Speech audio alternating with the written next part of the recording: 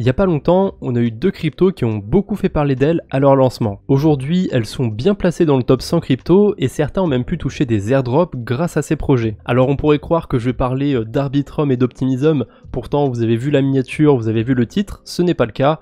Aujourd'hui, on va parler d'Aptos et de Sui. Parce que ça fait quelques mois que ces deux écosystèmes sont lancés, pourtant j'en entends pas trop parler. Alors en termes de DeFi, est-ce que c'est mort là-bas? Est-ce qu'il y a plein de choses à faire? On va voir ça tout de suite. On va commencer par Aptos et avant de voir concrètement ce qu'il y a en termes de DeFi, je voulais quand même faire un point par rapport au prix, au tokenomics et vous dire ce que j'en pense. Alors Aptos, il est top 35, il est valorisé à 1,5 milliard, ce qui est énorme honnêtement. En revanche, malgré que le projet soit très capitalisé, j'aime pas du tout les tokenomics. Alors je sais pas comment fonctionne l'inflation sur le réseau, etc. Mais de ce que je vois, il y a 207 millions de tokens en circulation. Il y a une offre maximale qui est estimée à l'infini. Ça veut dire que potentiellement ils vont pouvoir en imprimer à l'infini, c'est beaucoup. Rien que ça, sur le papier, ça me plaît pas trop. Alors peut-être qu'il y a une limite qui va être posée plus tard et qu'elle sera autour de 1 milliard de jetons, pourquoi pas, ce qui serait ok pour moi, mais il faudrait quand même voir l'inflation du jeton, etc. Et ça, je l'ai pas creusé pour cette vidéo, je voulais vraiment voir que le côté DeFi. On va voir aussi son prix. Alors, ça a été quand même pas mal volatile, le projet a été lancé en octobre 2022, donc forcément, fin 2022, c'était pas the période pour le marché crypto. Par contre, janvier 2022, il y a eu un gros essor sur le marché crypto, et Aptos a très bien performé à ce moment-là, il a fait quasiment un x6, entre son prix le plus bas et son prix le plus haut, pas mal du tout. Par contre, depuis janvier 2023, ça fait que descendre sur Aptos, très clairement. On est passé de quasiment 20 $ à 7 $ et des poussières. Donc on est quand même sur un moins 62% sur Aptos. Et de ce que je vois en termes de valorisation, en termes de tokenomics, personnellement, je rentrerai pas sur le token Aptos. Allez, on va voir si Sui fait un petit peu mieux. Pour le coup, eux, ils sont top 94, donc forcément, ils sont plus bas, ils sont moins valorisés.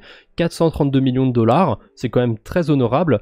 Et là, les tokenomics, ça me plaît pas non plus. On a 500 millions de tokens en circulation, il y en aura 10 milliards au total. Ça veut dire que pour l'instant, il n'y a que 5% des tokens qui ont été émis. Surtout que dans le lot, entre Aptos et Sui, c'est pareil, c'est des VC blockchain, ça veut dire qu'il y a plein d'investisseurs qui ont mis des sous sur ces projets, qui vont récupérer des jetons dans 1 an, 2 ans, 3 ans, je sais pas exactement, mais du coup ça risque de faire une grosse pression vendeuse, il y a une bonne partie des tokens qui va être réservée justement à ces investisseurs, et ça me plaît pas trop de rentrer un petit peu avant qu'ils me vendent à la gueule, tout simplement. Peut-être que dans plusieurs années, si ça existe encore, s'il y a pas mal de choses à faire sur ces écosystèmes, je me réintéresserai à leurs tokens, mais pour l'instant, des informations que j'ai vraiment pas envie d'acheter leurs tokens. Sui, par contre, c'est beaucoup plus récent, ça date de début mai 2023, mais voilà, depuis que ça a été lancé, le token, il fait quasiment que baisser. Alors il a quand même bien rebondi sur cette deuxième moitié de mois de juin, mais c'est pas encore assez significatif pour dire qu'il est parti to the moon. Allez, on va voir 2-3 data avant de rentrer sur les DeFi parce que ça c'est très intéressant. On va voir en fait où est-ce que se place Aptos et Sui par rapport aux autres blockchains. Sans surprise, ils sont assez bas dans le classement. Alors là, pour aller voir Aptos, il faut descendre un petit peu, il est quand même à la 34e place, mais on peut voir qu'autour de lui, on a des blockchains comme Moonbeam, comme Canto, Waves, et du coup, en termes de TVL, il y a seulement 44 millions de $, sur Aptos. C'est très faible par rapport à la valorisation du projet. Et on a justement un ratio entre la valorisation du jeton Aptos et ce qu'il y a de déposé sur la blockchain, et vous voyez qu'il y a un ratio de x36. Le projet est valorisé 36 fois plus que ce qu'il y a de déposé dessus. Je vous donne ça comme ça, mais Ethereum, qui est la plus grosse blockchain sur la DeFi, il a un ratio de x8,65. On est quand même loin du x30. Alors là, pour retrouver Sui, il faut bien descendre parce qu'il est à la 60e place. On peut voir qu'autour, il y a plein de blockchains qu'on ne connaît pas forcément. Il y a à peu près 12 millions de TVL sur Sui. C'est assez faible honnêtement, c'est beaucoup plus faible qu'Aptos aussi. Par contre, on a le même ratio autour de x35. Et ça, à mon avis, c'est pas bon. Je pense que ce ratio, il va tendre sûrement vers 10-15 à l'avenir. Et pour arriver à 10-15, je vois que deux cas de figure. Soit on va avoir beaucoup d'argent qui rentre sur ces écosystèmes, et dans ce cas-là, tant mieux pour ces écosystèmes. Soit le token Sui, le token Aptos, ils vont s'effondrer, littéralement, ils vont être divisés par 3. Et la TVL, quant à elle, elle restera autour de ces niveaux. 12 millions pour Sui, et c'était combien, 44 millions je crois sur Aptos? Ouais c'est ça, 44 millions. Alors on peut voir aussi l'évolution de la TVL sur ces deux écosystèmes. Pour Aptos, c'est vite monté au début et là c'est très stable on va dire. Alors on est monté plus haut à plus de 60 millions, là on redescend un petit peu. Mais au global, c'est assez stable quand on regarde le graphique. Par contre, alors on n'a pas trop d'historique avant le 6 mai, ça commence vraiment là, donc il y avait déjà une trentaine de millions de TVL, ce qui est pas mal honnêtement. Par contre, ça fait que descendre depuis le mois de juin, même depuis fin mai. C'est pas terrible pour la blockchain Sui. Bon allez, on rentre dans le dur du sujet, on va commencer par Aptos. Qu'est-ce qui existe sur cette blockchain? Alors on va commencer par un très gros protocole, hein, c'est PancakeSwap. Bon, le souci c'est qu'il n'y a pas énormément de liquidité sur PancakeSwap sur la version Aptos. Si on trie par liquidity, il y a quand même une grosse pool de stablecoin, hein. Il y a 2 millions de dollars, on a 1,2 million de dollars sur l'USDC Ethereum, on a encore 2 pools à 1 million de dollars avec des stablecoins, une autre pool avec des stablecoins à 600 000 dollars, et déjà là je vois un souci, on n'a pas de pool avec Aptos dans les 5 plus grosses. Alors la 6ème pool, c'est une pool Aptos Cake, c'est pas terrible non plus. Ensuite, on a encore une pool avec de l'Ethereum, et là on arrive enfin à des pools plus classiques, Aptos Stablecoin. Mais il a fallu quand même descendre un petit peu pour les trouver. Et ça déjà, c'est pas bon signe. Généralement, vous allez sur un écosystème, les pools avec le plus de liquidité, ça va être celle avec la crypto de l'écosystème. Vous allez sur Polygon par exemple, il y a plein de pools avec du Matic où il y a beaucoup de liquidité.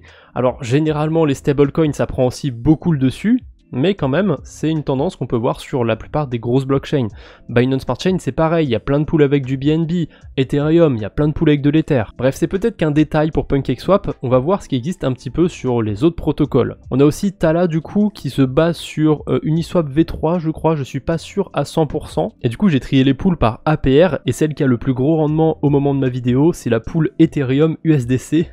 Le souci c'est qu'il n'y a que 3 $ de TVL, donc forcément c'est assez facile de faire un gros rendement sur une pool comme ça. On va trier plutôt par TVL, et on peut se rendre compte que les pools avec le plus de liquidité dessus, c'est des pools avec des stablecoins.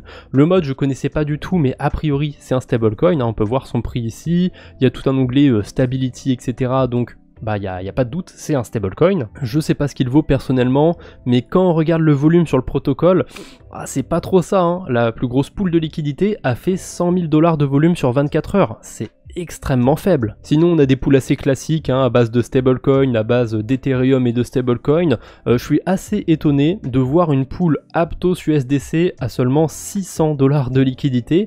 Alors je sais qu'il y a un autre stablecoin du coup, et là on a quasiment 1 million de TVL.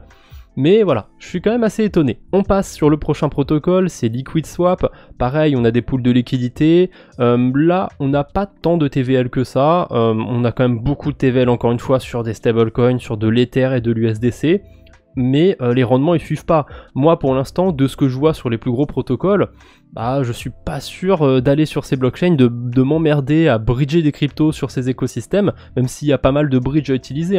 Il y a notamment des bridges qui utilisent Layer 0, donc je pourrais potentiellement spéculer sur un airdrop de Layer 0 et ensuite aller faire des choses sur Aptos, mais ça me donne pas envie de ce que je vois. On a quand même des grosses pools de liquidité avec des stablecoins, mais les rendements ne suivent pas, les rendements sont super faibles. Et là c'est à peu près tout, on a fait le tour des gros protocoles avec des pools de liquidité. Il n'y a pas de Curve sur Aptos, il n'y a pas de Bifi Finance sur Aptos. Enfin franchement, il manque pas mal de choses. On a quand même des protocoles qui nous permettent d'avoir du Aptos staké, un petit peu comme le ST Ethereum, le ST Matic, etc., etc. sur les autres blockchains de DeFi.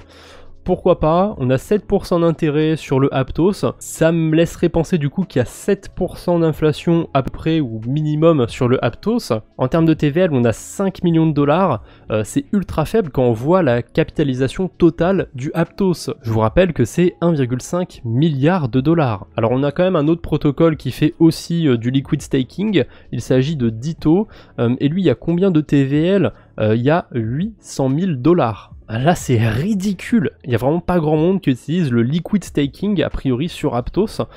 Faudrait avoir les chiffres comparés à Ethereum, à la Binance Smart Chain, à Polygon, à d'autres écosystèmes encore, mais je pense que là Aptos on est très loin sur les chiffres du liquid staking, il n'y a pas l'air d'y avoir grand chose à faire en fait avec ça. Donc pour moi c'est une raison de ne pas m'intéresser au Aptos, tout simplement. On a aussi un protocole, un fork de JMX qui va nous permettre d'avoir une pool de liquidité avec plusieurs cryptos dedans, de faire du trading avec levier, etc. C'est cool que ça existe. En termes de volume, je suis pas sûr que ce soit trop ça, même si la pool elle arrive quand même à générer 46% d'intérêt.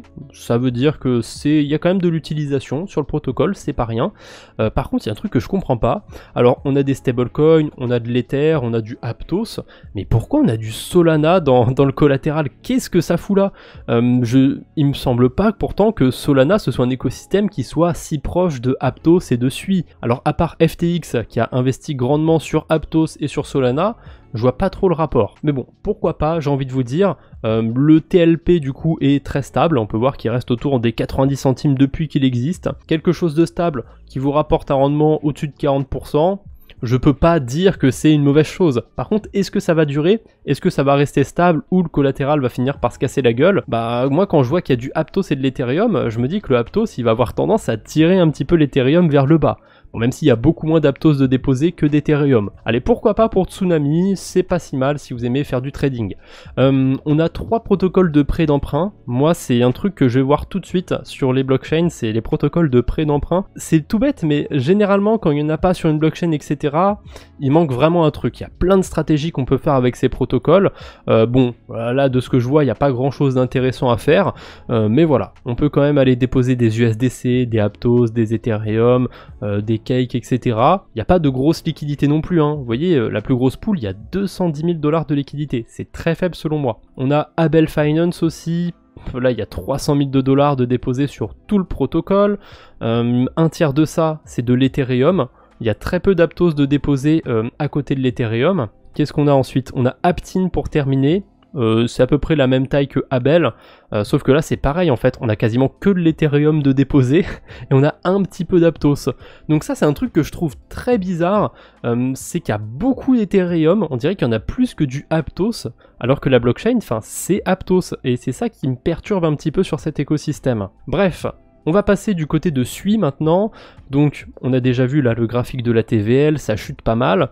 Il y a des protocoles qu'on va retrouver sur les deux écosystèmes, on a Cetus par exemple qui est sur Sui et qui est sur Aptos aussi, mais j'ai décidé de garder que la version Sui pour la vidéo parce que ça a l'air d'être quand même un chouïa plus développé ici. Il y a des pools de liquidité qui sont relativement intéressantes, je dirais, sur Cetus, notamment une pool de stablecoin avec 22% d'intérêt. Bon, vous êtes majoritairement payé dans le token maison, mais ça, c'est assez classique, c'est pas très grave, j'ai envie de vous dire. Moi, si je veux juste aller faire du farming, je m'en fous en quoi je suis payé, tant que je peux avoir 20% d'intérêt sur des stablecoins, ça me va. On a une pool USDC, Ethereum. Par contre, là, je vais trier par liquidité. Ah, je peux pas. Ah si, on peut trier ici par liquidité. Ça me convient un peu plus. Vous voyez, la pool qui est la plus présente avec le plus de liquidité, c'est Sui USDC. On n'a pas des bizarreries avec de l'Ethereum, avec que des stablecoins. Ça, je trouve que c'est déjà plus logique. Et en termes de volume, désolé, hein, mais Sui a l'air d'éclater un petit peu Aptos.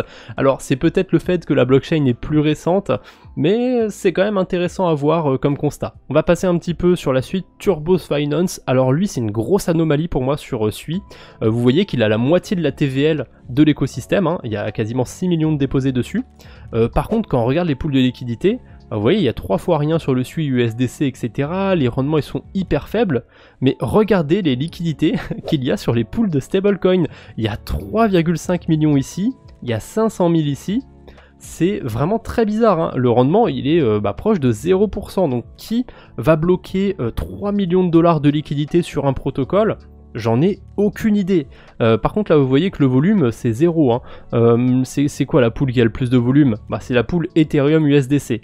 Et il y a 1 million de dollars d'Ethereum USDC d'ailleurs. Là pareil, on retombe un petit peu dans des choses un peu bizarres. Quand j'avais vu Cetus, je me suis dit, ah c'est pas mal, il y a peut-être des choses à faire.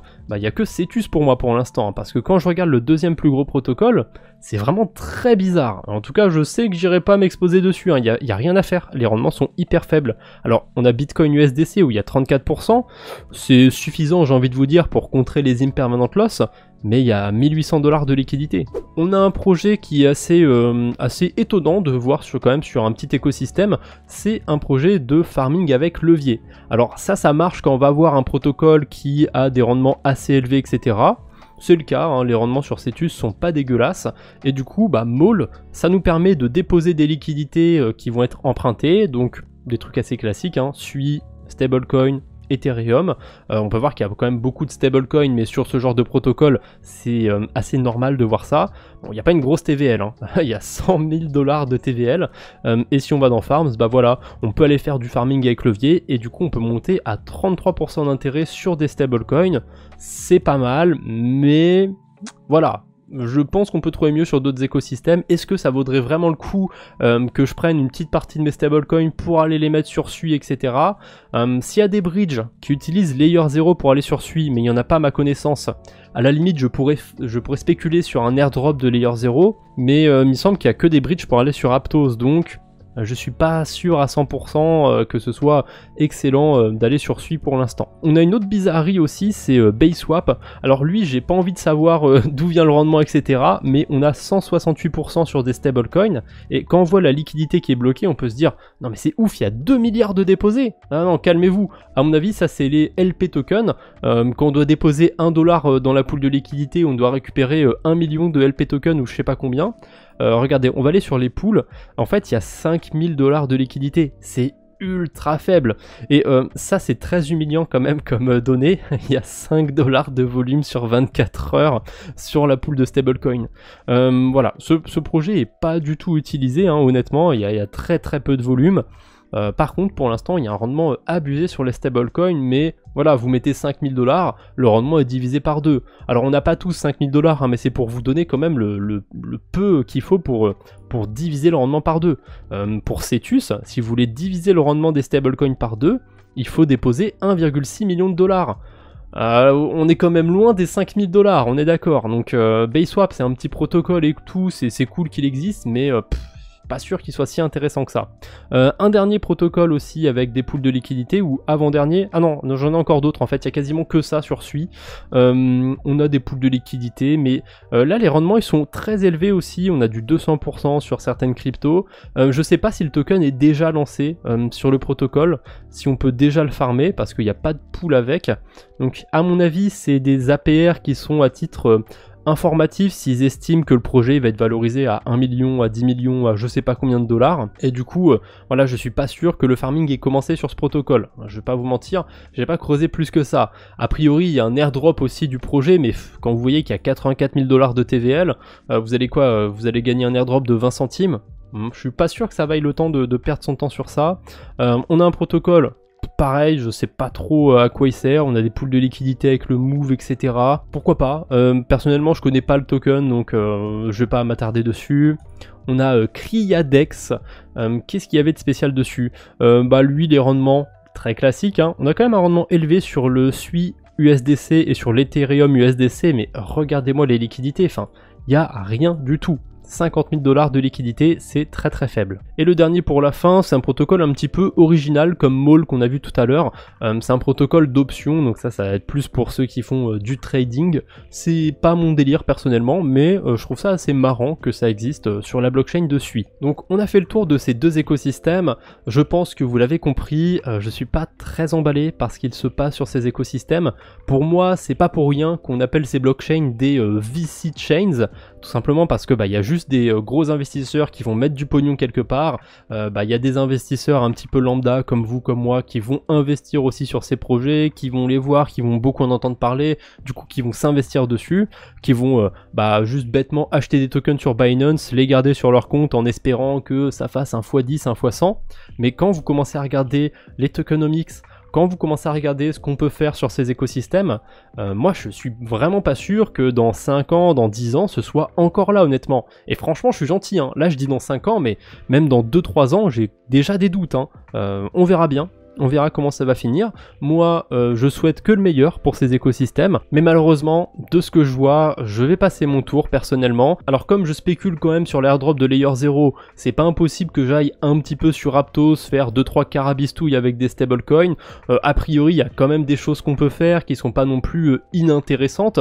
Alors, je pourrais trouver mieux ailleurs. Mais voilà, Si j'arrive à gratter un airdrop qui peut me rapporter une somme à 3 voire 4 chiffres en ayant utilisé un petit peu Aptos, ça vaudra largement le coup. Mais là on part que sur de la spéculation et du coup je pense pas utiliser Aptos encore dans 1 an, dans 2 ans, dans 3 ans. En tout cas si Layer 0 font un airdrop, lance un token un jour, bah après ça moi j'aurais aucune utilité d'aller sur Aptos personnellement. À moins qu'il y ait eu plein de choses qui aient été ajoutées depuis. Et pour Sui c'est le même constat, il n'y a pas grand chose à faire. Alors on a quand même Cetus qui a l'air assez intéressant avec des pools de liquidité qui rapportent pas mal, mais on a plusieurs versions des stablecoins sur ces deux écosystèmes. C'est pas du tout adapté aux débutants, je trouve. On peut s'en mêler les pinceaux assez facilement, donc je vous le déconseille déjà si vous êtes débutant. Restez plutôt sur des écosystèmes qui vont être plus user-friendly. Typiquement on a Polygon, on a Gnosis, on a Arbitrum, on a Optimism, quoique maintenant Arbitrum il y a 2 USDC dessus, donc c'est un petit peu le bordel. Bref, c'est tout ce que j'avais à vous dire pour aujourd'hui. J'espère que cette vidéo vous a plu. N'hésitez pas à me dire en commentaire ce que vous pensez de Sui, ce que vous pensez de Aptos. Est-ce que vous avez du token Sui, du token Aptos? Qu'est-ce que vous en pensez? Si c'est le cas, j'espère que ma vidéo vous aura fait réfléchir un petit peu par rapport à ces projets. Alors je vous dis pas de tout vendre ou d'en acheter absolument, mais c'est quand même bien de pouvoir remettre en question l'opinion qu'on peut avoir sur un projet. C'est pas parce qu'il y a des anciens gens de Facebook que forcément tout ce qui touche ça va être de l'or. Et bien sûr, je termine par ça, mais pas de conseils en investissement avec ma vidéo. Voilà, je vous embête pas plus, on se retrouve bientôt j'espère, d'ici là portez-vous bien, salut tout le monde!